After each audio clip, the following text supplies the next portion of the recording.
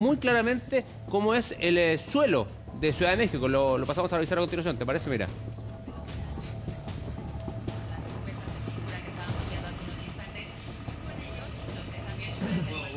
¿Qué es eso? Porque se ha hablado mucho con respecto al terreno de la Ciudad de México, ¿no? Claro. Pero mira eso. ¿Qué es Parece eso? un flan. Claro, Ciudad de México está fundado principalmente en un lugar donde era una antigua laguna, la parte principal y la mayor parte de México, que fue secado por intervención del hombre, y la composición que tendría toda esa parte la mayor parte de México es limo, barro, o sea, limo, arcilla, un sedimento muy fino, no consolidado. Pero y no hay saturado en agua agua. debajo. Bueno, este es un caso extremo el que está en el video. Tiene que ser algún sector donde haya Pero bastante mira. Parece acumulación. tierra suelta. Claro. Exacto, o sea, literalmente es prácticamente tierra con arena mezclada, Mira lo blando. que no está consolidado, y eso lo hace muy, muy frágil frente a cualquier construcción. Se habla que en Ciudad de México hay por lo menos 3 tipos de suelo.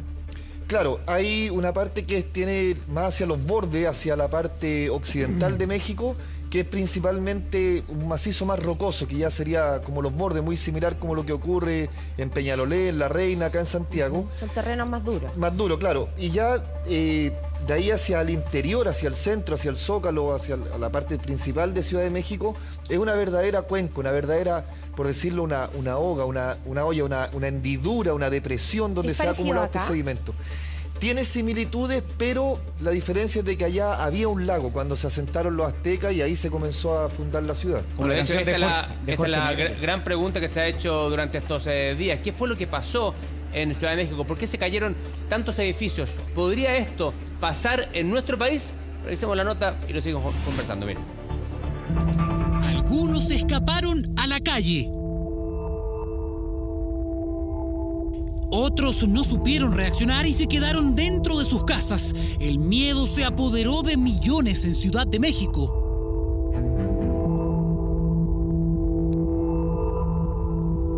El recuerdo del primer terremoto a comienzos del mes reflotó como en la peor pesadilla. Aunque el terremoto fue 30 veces menos potente, sus efectos fueron devastadores. El tamaño de este sismo, 7.1, es un sismo, sin desmerecerlo, pero un sismo que nosotros tenemos con cierta frecuencia, y más allá de salir, pasar un poco en la atención, conversar respecto a cómo fue, seguimos todos trabajando. Pero en Ciudad de México todo fue diferente. La reacción más común fue salir a terreno descubierto. Lo que casi se cayó el 9 de septiembre colapsó 2 semanas después. ¿Qué pasó? ¿En qué diferimos? El tipo de suelo sobre el cual se ha desarrollado Ciudad de México y gran parte del DF no es lo mismo que tenemos acá en Santiago. Este es un relleno sedimentario principalmente, la cuenca de Santiago, por ejemplo, y en este caso México se desarrolla sobre una zona pantanosa que ha ido siendo secada y ocupada progresivamente. Gran parte de Ciudad de México se erigió sobre el lecho de una antigua laguna, un terreno húmedo. Lo que hace es amplificar las deformaciones de los edificios, ¿ya? Por lo tanto, hay una situación local muy especial propia de México. La diferencia del tipo de suelo es evidente entre Ciudad de México y, por ejemplo, la región del Biobío en nuestro país. ¿Qué dicen los geólogos, por ejemplo, de Chile? Bajo el suelo hay corteza rocosa, sólida. ¿Qué pasaría, por ejemplo, si es que se mueve el suelo como estamos acostumbrados?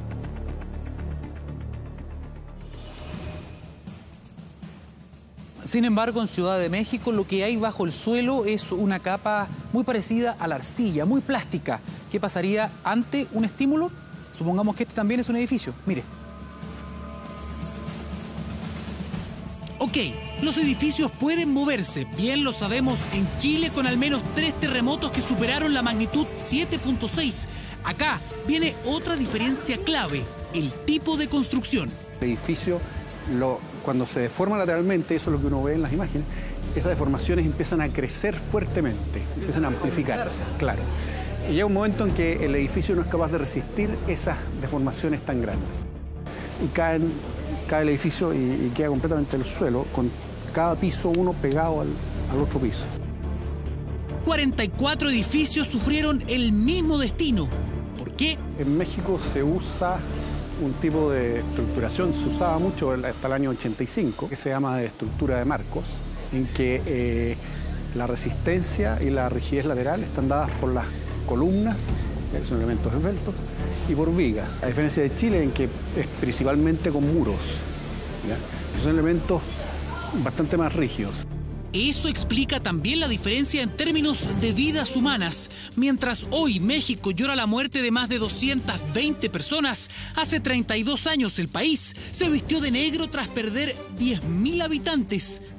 México recién el año 1985, empieza a implementar de manera seria una norma sismoresistente. En Chile la norma también ha evolucionado y hoy tenemos una de las más exigentes del mundo. La última prueba fue el terremoto 8.8 del 2010, el sexto más potente de la historia. El tamaño de la falla, por ejemplo, en el caso del terremoto del Maule de 2010, se habla de 350 kilómetros a 400 kilómetros de longitud por unos 150 de ancho. En el caso de estos temblores de México son mucho más concentrados. El área que ocupan es mucho menor. De los 30 edificios que sufrieron daños de consideración en Chile, solo uno colapsó completamente. Cada uno de esos terremotos ayudan a identificar cuáles son las debilidades, las falencias de esas estructuras frente a los sismos y a la realidad sísmica de cada país y nos permiten ir introduciendo ciertos elementos, cierta tecnología que pueda ir mejorando ese desempeño en nuestros edificios.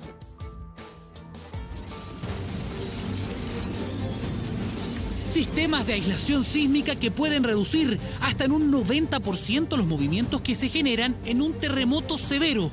Tecnología de disipación de energía, tipo de construcciones y calidad de suelo. Estas son las claves que explican por qué lo que casi no hace daño en Chile causó tal nivel de devastación en tierras aztecas. Muy bien, a ver, Cristian Salazar, ahí estaba la explicación en la nota, pero queremos entender más o menos la configuración. Claro, el contexto principal. ¿Cuál es el contexto? A ver, Aquí vale. tenemos las principales placas tectónicas que existen en nuestro planeta. Podemos ver de que acá está Chile, está México, y ambos pertenecemos al cinturón de fuego del Pacífico. El mítico. Más activo. El famoso, el mítico, el cinturón más ardiente por todos los puntos de volcanes, zonas de subducción, la mayor sismicidad en el mundo. ¿Es toda esa zona, Cristian? O sea, es toda todos los esta zona países que están allí se ven exacto, afectados. que circunda el Pacífico, Nueva Zelanda, parte de Australia, Papúa Nueva Guinea, la parte este de Rusia, Japón, Alaska, Canadá, Estados Unidos, Centroamérica, Ecuador, Colombia, Perú y Chile. Es la zona de mayor actividad volcánica del mundo, es la zona de mayor sismicidad del mundo. Leí en alguna parte que se habla que lo que pasó en México fue intraplaca y por eso hubo tanta destrucción. Exacto. ¿Qué significa eso? Si vemos la siguiente imagen, ahí vamos a ver un pequeño detalle ahora de la zona de México donde fue el terremoto. El reciente, el del 7 de septiembre, fue más o menos en esta zona. ¿Ya? Aquí tenemos la placa de Coco, la placa norteamericana, y hoy día el epicentro fue principalmente en este sector. Ahora, este es un sistema de subducción, que la siguiente imagen nos va a mostrar mejor la configuración. Bueno, aquí tenemos el registro histórico también de México, que confirma que ha tenido más de 19 eventos sobre 6,5 después del año 85. O sea, es un país sísmico que debe estar preparado, que tiene que resguardarse, que tiene que actuar frente a esto. Y después del año 85 ellos mejoraron varias condiciones. Ahora en la siguiente imagen, aquí tenemos la famosa subducción. ¿Qué pasó? El terremoto el 7 de septiembre en Chiapas fue en la interfaz entre la placa de Cocos y la placa norteamericana. Fue en esta zona el epicentro. El hipocentro, perdón, el epicentro estaría en superficie, que fue mar afuera. Ahora, ¿qué ocurrió en este último evento? Ocurrió en la zona de Puebla. Ocurrió en este punto de inflexión, donde la capa se flecta para seguir subductando. Aquí tiene un bajo ángulo de entrada cuando se choca o se subducta bajo la placa norteamericana. Y aquí en este mayor punto de inflexión es donde ocurrió el hipocentro. ¿Qué ocurre? Aquí un pequeño bloque, que lo vamos a ver luego en otra imagen, desciende, fue de comportamiento normal, o sea, hay un bloque que desciende. ¿Y ahí cuál es la diferencia en términos del nivel de daño o destrucción que genera? Eso tiene diferentes variables, porque está combinado, o sea, uno de los temas más importantes es la liberación de energía. Si fue intraplaca, interplaca, normal, inversa, para efectos de daño, es más o menos lo mismo. Lo más importante es cuánto es la energía liberada. Generalmente ya sobre 7 grados presentan bastante nivel de catástrofe. Tú hablabas de que baja. En este caso bajó. Bajó. Sí. Por eso es que el movimiento se sentía de arriba hacia abajo y no hacia los lados como lo sentimos habitualmente acá en Chile. Ahí la respuesta está dada, el comportamiento está influyendo principalmente el tipo de fundación, el tipo de cimiento, de terreno donde están fundadas las construcciones. Pero ahí hay diferentes ondas que tienen diferente comportamiento, que luego lo vamos a ver en un siguiente video. Podemos ver la siguiente imagen para ver el mayor detalle de lo que ocurrió ahora. El terremoto ocurrió en esta zona, claro, la zona de Puebla, y acá fueron los que estuvieron, el que ocurrió en el 7 de septiembre. Si vemos la siguiente imagen, aquí podemos ver de que Ciudad de México, acá tenemos el volcán Popocatépetl, y el lugar donde ocurrió el terremoto, porque también se estaba diciendo que se activó este volcán, y aquí la siguiente imagen muestra un poco más de detalle. Entonces tenemos un terremoto 7.1, Ciudad de México, el volcán que en teoría está entrando con mayor actividad. Fue un mecanismo normal, o sea, bajo a 50 kilómetros de profundidad hubo un bloque que bajó y genera esta liberación de energía, que fue en la misma placa de Cocos. O sea que en este caso sí estaría conectado la mayor actividad del volcán con el terremoto. Aquí es donde, claro, quiero detenerme un poco sobre este punto. Este volcán presentaba actividad. Hay primeros estudios sobre esta relación terremoto-volcanes en Chile. Yo, conversando con un colega sismo-vulcanólogo que trabaja en Temuco, Daniel Basualto, me comentaba de que existen estos 3 artículos, los estuvimos examinando, y están basados en los datos que han ocurrido en Chile. Y por ejemplo, en el terremoto de 1960 se generó una actividad volcánica desde el planchón Peteró a la altura de Curicó hacia la cordillera hasta el volcán Villarrica. Perdón, hasta el Puyehue. El Puyehue fue uno de los más documentados que tuvo la actividad. Pero muchos de estos volcanes presentaban una pequeña actividad anterior. Y con estos eventos sísmicos, con los terremotos, se genera una pequeña o mayor actividad. Después, en el terremoto del 2010, el de Maule, Constitución, Concepción, ocurre lo mismo. Se activa más o menos con actividad sismotectónica desde el descabezado grande también, hasta las consecuencias que vimos después con el Cordón Cauye y el Calbuco. O sea, es decir, se intensificaría la actividad, exacto, más que iniciaría la actividad por sí solo. Exacto. La zona más activa volcánica en Chile está desde el volcán Villarrica hasta el volcán Hudson al sur de Coyhaique. Es la zona volcánica más activa que tiene Chile. Y lo vimos en el 2010.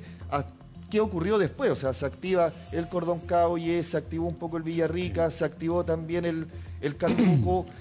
Pero todo esto está en un reciente estudio. Ayer escuchábamos a Sergio Barriento que dice que hoy día Chile recién tiene 100 instrumentos por parte de la Dirección Sismológica. También está el Observatorio Volcanológico que está ampliando su red. Aquí hay una fuerte inyección frente a este tema de volcanismo y terremoto en el año 2010. Hay un punto de inflexión donde la inversión del Estado se hace mucho mayor y se intensifica esta red.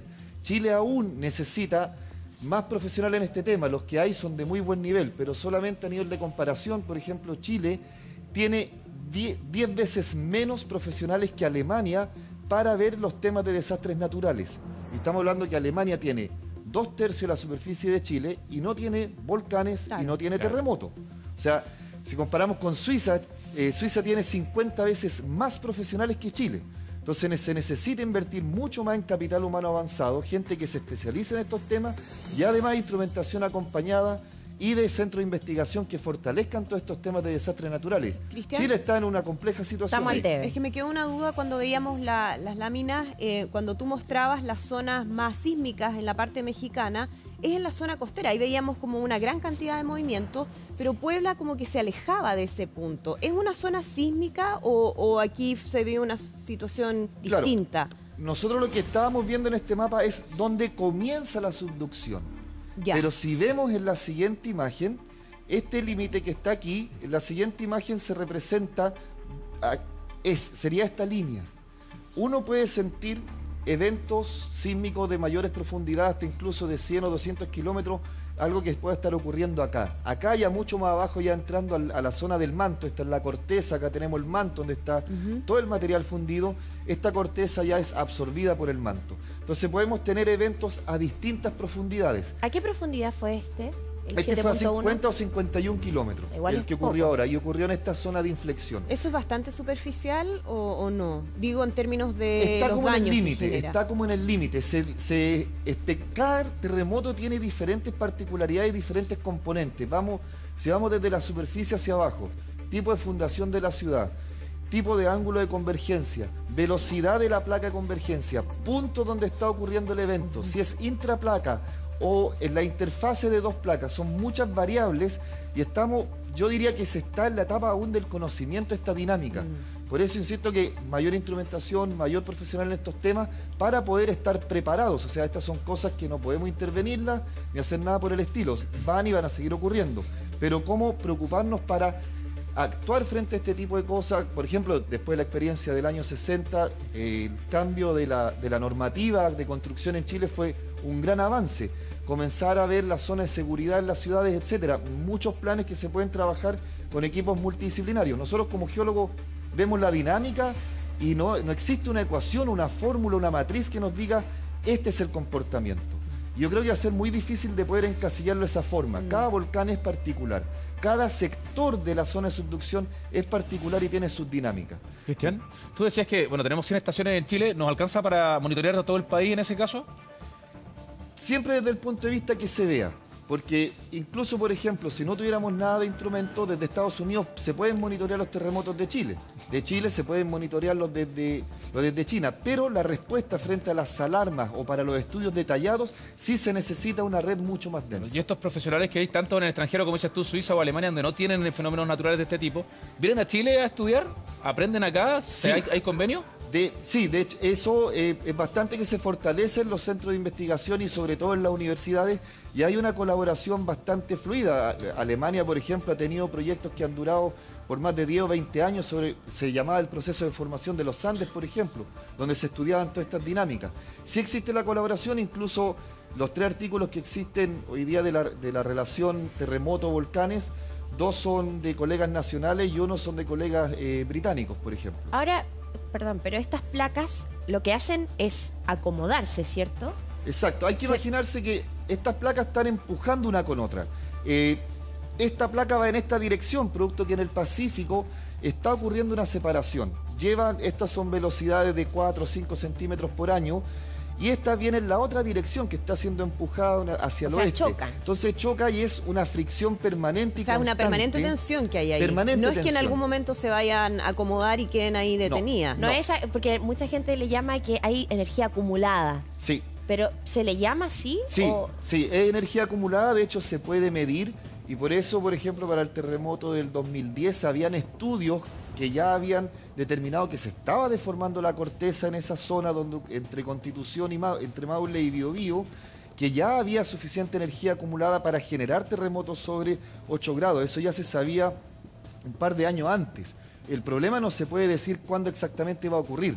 Pero en la zona de México hay más placas y por ende hay más probabilidades de que existan terremotos, ¿o no? Sí.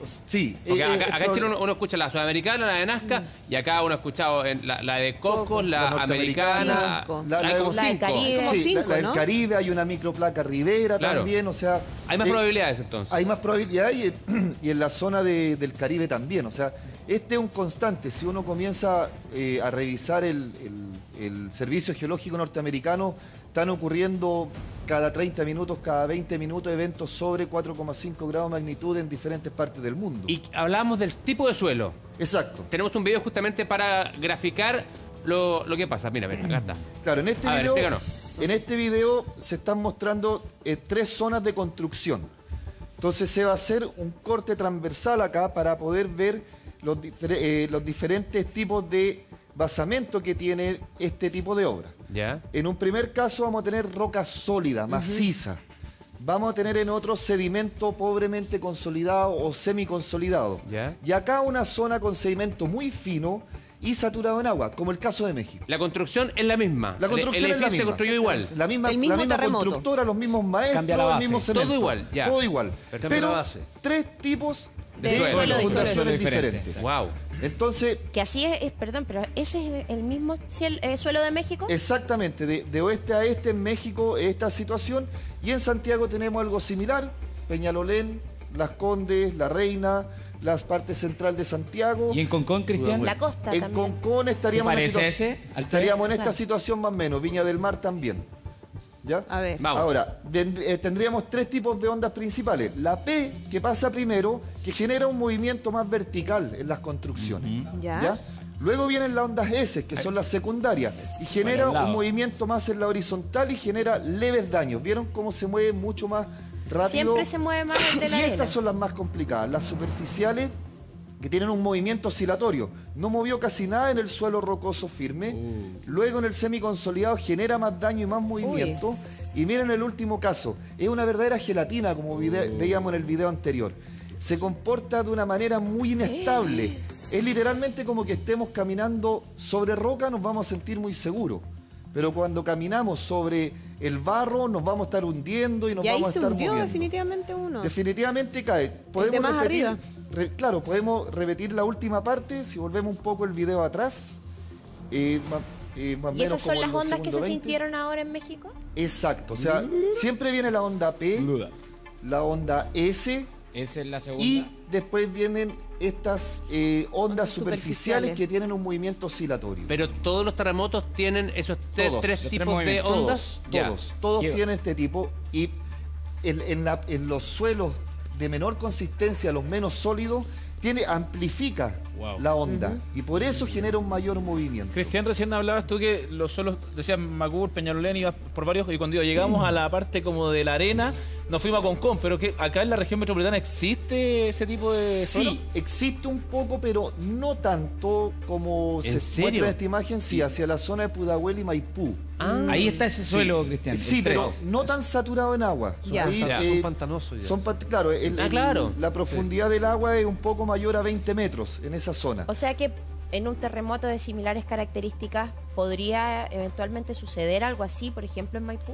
Sí, tener diferente comportamiento en diferentes zonas de Santiago, en construcciones del mismo tipo como se muestra acá en la imagen, sí van a tener un diferente comportamiento. Pero aquí es donde viene la normativa y donde entran los ingenieros estructurales, los ingenieros en obras civiles, de las medidas de las construcciones antisísmicas y para el tipo de O fundación. sea, la norma sísmica debiera ser distinta dependiendo del lugar donde Suelo. está, no para una misma ciudad la misma norma. Y en Exacto. ese sentido, ¿qué pasa acá, por ejemplo, con Ciudad Empresarial? Que vimos que fue un lugar donde hubo mucho daño para el terremoto del 2010.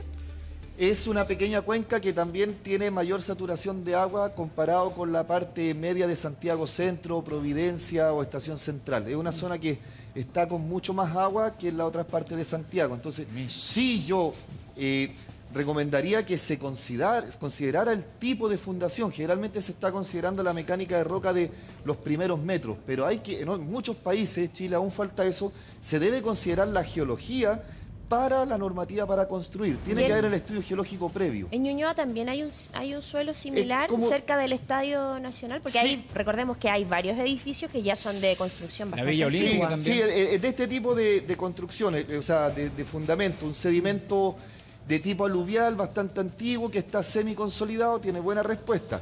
Una cosa es el tipo de fundación y el otro es el tipo de construcción. Claro. En Irarrázaval hubo uno que quedó ladeado, Cristian, también. ¿Se acuerdan? Cerca de Suecia. Con Suecia, Que Irarrázaval. después lo volvieron a vender. Y lo volvieron a vender, Lo efectivamente. enderezaron Exacto. y lo Cristian, Me tocó ver la torre de Pisa, le pusieron. Resumiendo un poquito, independiente del tipo de suelo, ¿nosotros podemos construir una vivienda igual de segura dependiendo de la fundación? Hasta el momento, de acuerdo a las experiencias que tiene Chile, ha dado resultado el tipo de arquitectura O antisísmica. sea que la gente de Maipú en ese aspecto no tendría Sí. por qué preocuparse con una buena construcción, una buena fundación. Claro, yo sí incluiría que se hicieran más estudios detallados para las futuras construcciones. Generalmente las casas de 1 o 2 pisos no tienen mayores problemas. Estos mayores riesgos se generan con los edificios. Pero Ahí pasa, donde- pasa también con las marejadas. Estábamos viendo en la quinta región, hay cuántos edificios que están en el borde costero que lamentablemente sufren daños todos Y los siguen años. construyendo. Exacto, también. yo no estaría construyendo ahí, o sea, independiente de la respuesta sísmica que tenga esta fundación, exacto. las marejadas siempre han ocurrido. Si el problema es de que nos hemos instalado como población en Estamos lugares corriendo. donde es invadido por el agua. Y cuando del mar. hablamos, Cristian, de la norma sísmica que tenemos en Chile, que siempre hablamos que es muy alto en términos de los estándares y que por eso no pasa nada, ¿se hace pensando en el peor de los casos siempre? O sea, la situación más grave en términos de un terremoto. ¿Cuál es el nivel de exigencia de la norma sísmica? ¿Es para todos igual? En este caso se basó en base a la experiencia del terremoto de Valdivia, el 9.5. Si vemos los últimos terremotos, el del 85 y el del 2010, la mayor parte de las construcciones que se cayeron eran las más antiguas al año 60. Y algunas construcciones posteriores que tal vez ahí hubo algunos problemas de fiscalización o que no cumplieron bien la norma o estuvieron abaratando costos. Claro, pero, y por eso hay investigaciones judiciales. Claro, y siempre se hay un determinó margen de error, forma. pero la mayor parte de las construcciones ha resistido bien en Chile después del año 60, solo que se le haya partido un poco a la pared, eso es considerado un daño menor. Lo importante son los pilares y que se pueda reparar después la casa sin mayor dificultad, pero que no se nos desplome, ese es el principal punto, que no se nos desplome la construcción. Hemos visto en el último tiempo gran cantidad de marejadas, eso también puede influir en el tipo de terreno que tenemos ahí y que empeore en calidad, digo. Claro. Aún más. Aún más, o sea... Con el golpe de las marejadas, en el fondo, que se vaya deteriorando el lugar. Claro, ahí en ese caso, ese tipo de construcciones, en el borde costero chileno les van a afectar dos cosas. Uno, el tipo de fundación donde fue construido, que lo hace más vulnerable. No significa que no vaya a resistir, lo hace más vulnerable en comparación a otros sectores donde hay mejor tipo de construcción. Y además las marejadas es su línea natural hasta donde van a estar llegando. El mar tiene la marea alta y la marea baja. Dame un segundo porque...